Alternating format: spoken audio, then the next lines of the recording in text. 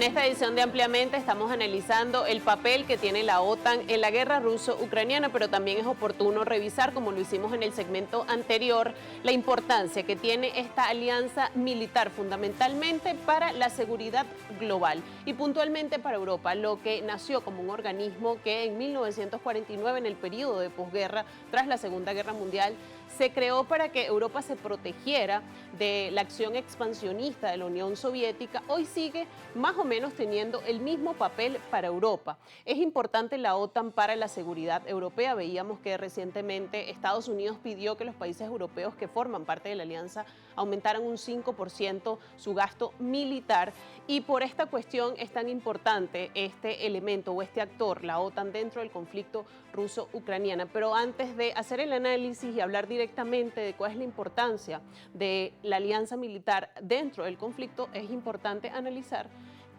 la OTAN, cuál es su peso específico y fundamentalmente cómo se fue configurando. Para eso, en esta edición de Ampliamente vamos a tener con el análisis a Dylan Pereira, analista internacional, analista de la casa, para que nos explique todo el asunto de la OTAN y para que le brinde usted un panorama sobre la alianza militar y su peso específico. Dylan, qué gusto recibirte en esta edición de Ampliamente.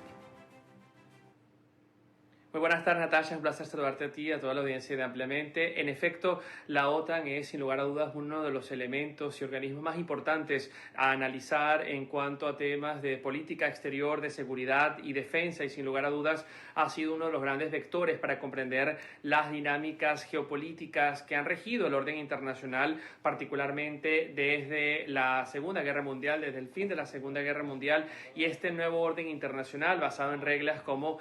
muchos analistas, muchos teóricos hacen referencia luego del fin de la Segunda Guerra Mundial, y entender también que la OTAN nace pues en un contexto de la Guerra Fría y de una forma u otra nacía con el propósito, por un lado, de un carácter defensivo de sus estados miembros, que además pues representaban no solamente una unidad y capacidad militar coordinada, sino también una comunión, si se quiere, en términos de valores y principios fundamentales, particularmente referidos a derechos fundamentales a nivel político, social y por supuesto civil, y que pues cristaliza esta visión, si se quiere, occidental de las relaciones internacionales y de la cosmovisión, y por otro lado también con un fin disuasivo. Estamos hablando de un contexto de la Segunda Guerra Mundial, final de la Segunda Guerra Mundial. La OTAN nace en 1949 con la firma del Tratado de Washington y tiene pues diversos antecedentes que tenemos que analizar. Por un lado, nacía el sistema de Naciones Unidas en 1945 con la Carta de San Francisco, que había sido precedida por una serie de reuniones de alto nivel político importantísimas, como el caso de la conferencia que dio lugar en Dumbarton Oaks, también posteriormente las conferencias de Yalta y Potsdam, donde pues los grandes líderes de su momento, el presidente Roosevelt, Stanley de la Unión Soviética, Winston Churchill del Reino Unido, pues se dieron cita y empezaron pues a evaluar, discutir cómo se vería este sistema internacional y cómo este balance de poder que había heredado los vencedores de la Segunda Guerra Mundial, los aliados contra el régimen nazi de la Alemania neonazi de ese momento, pues estarían repartiendo, si se quiere, un nuevo monopolio internacional con nuevas zonas de influencia y un nuevo bloque de hegemonía e influencia política y militar. Y en este marco, pues se debe entender la OTAN, que además posteriormente ha tenido un desenvolvimiento impresionante. En su momento, en la década de los años 50, del siglo pasado, era compensada o tenía el contrapeso de la Unión Soviética, que no tardaría mucho hasta el año 1955 en formar su propia coalición militar semejante a la OTAN, como fue en su momento el Pacto de Varsovia, que incluía a la Unión Soviética y además la esfera de estados satélites controlados por Moscú. Estamos hablando de varios estados bálticos, pero que posteriormente también con el colapso tanto del muro de Berlín en 1989 y posteriormente la disolución definitiva en el 91 de la Unión Soviética, pues colapsó también el Pacto de Varsovia. Y hay que decir que en este marco precisamente muchos de los países que alguna vez pertenecieron a la OTAN, al Pacto de Varsovia, hoy forman parte de la OTAN. Estamos hablando de países del Báltico, como el caso de Estonia, el caso de Lituania o Letonia, que hoy forman parte de la Alianza Atlántica. Y el Tratado de Washington es muy claro en el carácter defensivo de la alianza, pero sobre todo tiene una particularidad que está referida a su artículo número 5, cuando se establece como cláusula absolutamente vinculante, legal y política y militarmente, que un ataque contra cualquiera de los miembros de la Organización del Tratado Atlántico Norte es un ataque contra todos los demás miembros. Es decir, cualquier ataque contra uno de los miembros hoy significaría y movilizaría una respuesta atlántica de los 32 miembros de la Alianza Atlántica. Y este artículo 5 solo ha sido activado en una oportunidad, como fue el caso del 11 de septiembre de 2001, cuando Estados Unidos es atacado, sufre este atentado terrorista por parte de Al Qaeda y la coordinación implícita de Afganistán, y por ello precisamente las operaciones estadounidenses en Afganistán contaron y durante todo el tiempo que allí decorrieron, pues con el apoyo de otros miembros del ejército de la OTAN. Por eso allí estaba en el terreno personal británico, personal francés, y es fundamental entender estas dinámicas, sobre todo en un contexto global donde la Alianza Atlántica sigue enfrentando cada vez más amenazas, particularmente los hechos recientes relacionados a los drones que han cruzado espacio aéreo, porque en cierta forma, en este espíritu de supranacionalidad, el espacio aéreo de la OTAN es considerado un espacio común de defensa. Y por ende, hemos visto las declaraciones de Mark Rutte, el secretario general de la OTAN, que además institucionalmente tiene una sede permanente en Bruselas, con un personal permanente trabajando allí,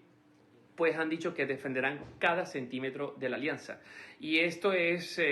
fundamental para entender las dinámicas geopolíticas, no solo que nos han llevado hasta este punto, sino también las que van a emerger. Y fíjate, Dylan, lo importante que es revisar la concepción del organismo, de esta organización internacional, que además es una alianza militar, porque esta organización, la creación de esta organización se da en un periodo de posguerra donde Europa quedó destruida por la Segunda Guerra Mundial y el apoyo de Estados Unidos fue fundamental. En este sentido, Estados Unidos se presenta como la columna vertebral de esta organización. Entonces, ¿cuál es el peso de Estados Unidos, no solamente en su creación, sino en la actualidad, para que la alianza militar siga adelante? Así es, Natasha, no se puede entender a la Organización del Tratado Atlántico Norte, a la OTAN, sin los Estados Unidos, no solamente por ser el miembro fundador, uno de los fundamentales en la creación de la Alianza Atlántica, no solamente desde un punto de vista técnico, sino también del espíritu de cooperación militar y de los valores que se encarnan en la alianza. Además, fue sede precisamente de Washington, D.C., donde se desarrolla la negociación y la firma posterior del Tratado de Washington en 1949, su